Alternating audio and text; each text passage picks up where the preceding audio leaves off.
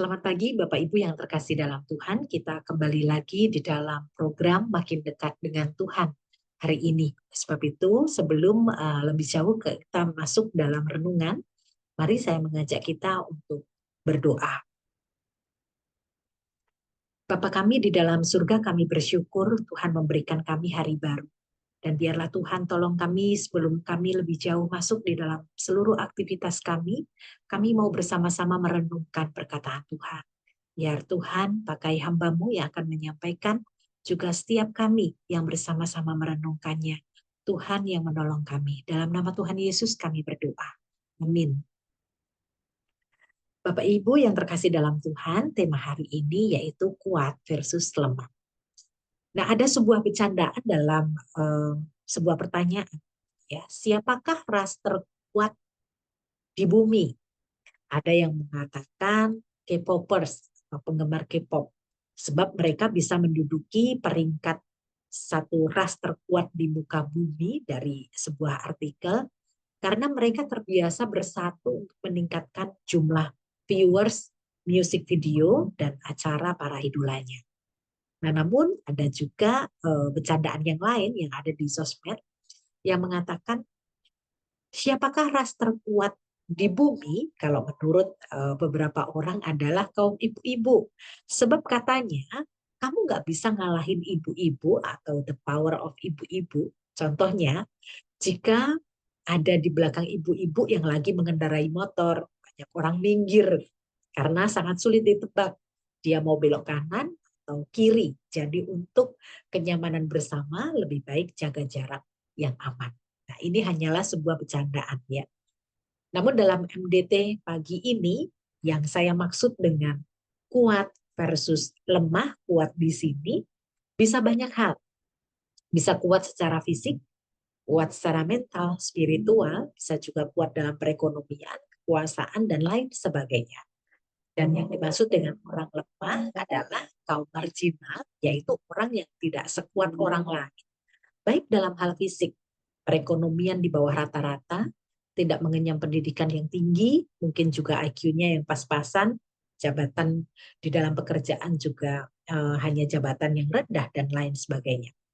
Nah, menjadi orang yang kuat dalam hal baik itu materi, kekuasaan, dan sebagainya, tentu tidak kemudian menjadi kesempatan bagi seseorang untuk berperan sebagai orang yang bisa memperlakukan orang lemah dengan semena-mena. Sebagai contoh dalam sebuah kisah yang tercatat di dalam Alkitab, yaitu kisah Nabot, pemilik sebuah kebun anggur yang harus kehilangan nyawanya dan tanah warisannya di tangan seorang perempuan yang sangat berkuasa, yaitu Ratu Isabel, istri dari seorang raja yang bernama Ahab. Raja Ahab ini demikian mengingini tanah kebun anggur yang dimiliki oleh Nabot. Namun karena tanah ini merupakan tanah warisan, tanah leluhur, jadi tanah yang dia dapatkan dari warisan dari keluarga besarnya, kemudian Nabot ini tidak bisa memberikan tanah itu atau menjual tanah itu kepada Raja Ahab. Nah, kemudian Raja Ahab menjadi kecewa dan kemudian tidak mau makan gitu ya dan curhat kepada istrinya. Dan apa yang dilakukan oleh istrinya yang begitu tangguh dan sakti ini, jadi si Ratu Isabel ini kemudian mengutus utusannya gitu ya untuk bagaimana caranya supaya mengambil Nabot dan bahkan menindas dan sampai menghilangkan nyawa Nabot. Jika dipikir-pikir sebagai seorang raja, tentu dia tidak kekurangan banyak hal.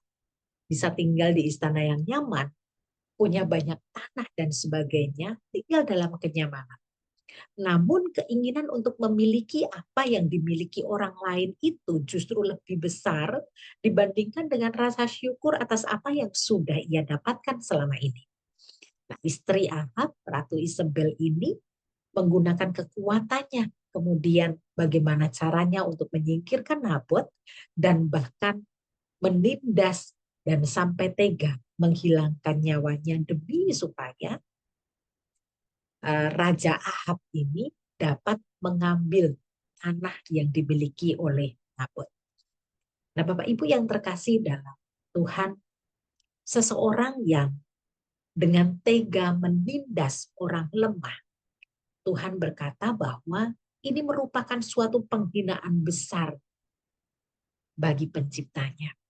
Nah, dalam sebuah ayat yang terambil dari Amsal 14 ayat 31 mengatakan, siapa menindas orang yang lemah menghina penciptanya.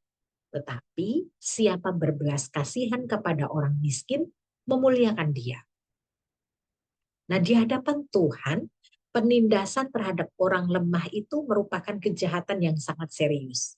Kata menindas ini juga berasal dari kata osek yang artinya bukan hanya menekan, namun secara sadar memperkerjakan orang lemah dengan tidak adil, memperlakukannya dengan licik, bisa juga karena sudah tahu dia kurang pinter, maka bisa gampang diakal-akalin. Semua itu dilakukan demi memuaskan kepentingan pribadi. Nah, Bapak Ibu, ini merupakan peringatan yang sangat serius bahwa setiap orang yang menindas atau merendahkan orang lemah, sama artinya dia sedang menghina penciptanya. Sebab orang lemah itu pun juga adalah manusia ciptaan Tuhan yang segambar dengannya.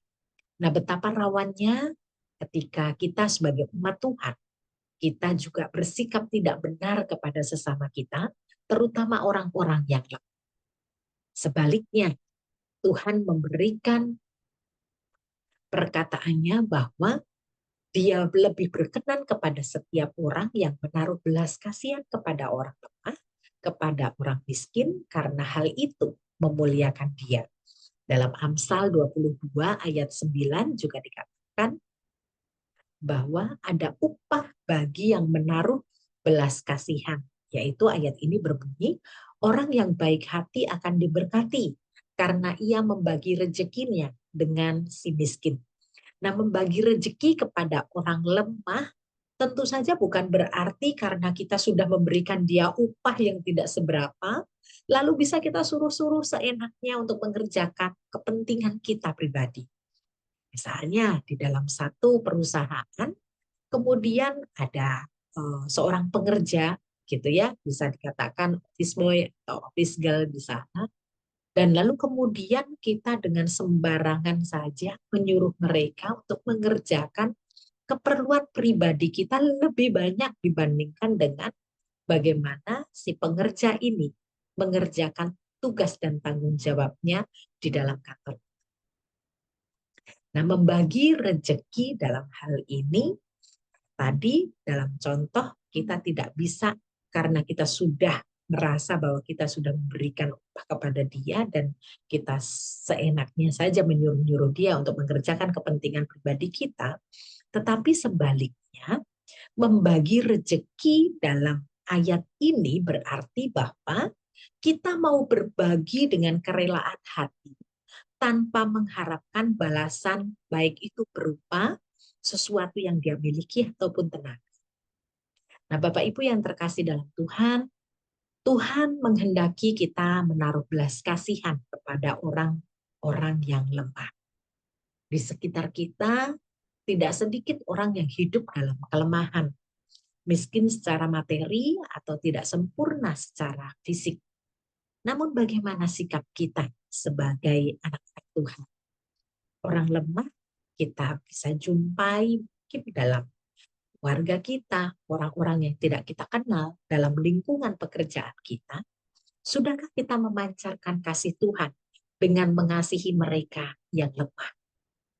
Nah, Bapak Ibu, kiranya kasih Tuhan terus mendorong kita untuk memperlakukan sesama dengan benar. Amin. Mari kita bersatu hati dalam doa. Bapa kami di dalam surga, kami bersyukur Tuhan memberikan kami firman pada hari ini, mengingatkan kami betapa kami bersyukur dapat menikmati anugerah Tuhan.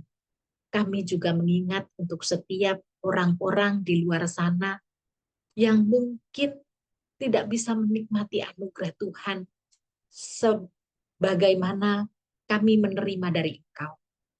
Oleh sebab itu tolong kami Tuhan, biarlah kami dapat menjadi perpanjangan tangan Tuhan untuk dapat mengasihi mereka, untuk dapat juga bisa menjadi berkat bagi mereka. Kiranya Tuhan tolong kami dalam kehidupan kekristenan kami tidak hanya hidup bagaimana kami boleh menjadi berkat di tengah-tengah orang-orang yang juga mengasihi Tuhan, tetapi bagaimana kami juga boleh menjadi berkat di tengah-tengah orang-orang yang belum mengenal Tuhan, agar semakin nyata kasih Tuhan terpancar, agar dengan demikian boleh membawa mereka datang kepada Engkau. Terima kasih ya Bapa, di dalam nama Tuhan Yesus Kristus kami berdoa dan mengucap syukur. Amin. Ya demikian, makin dekat dengan Tuhan pada pagi hari ini, kiranya Tuhan memberkati kita sekalian. Selamat pagi.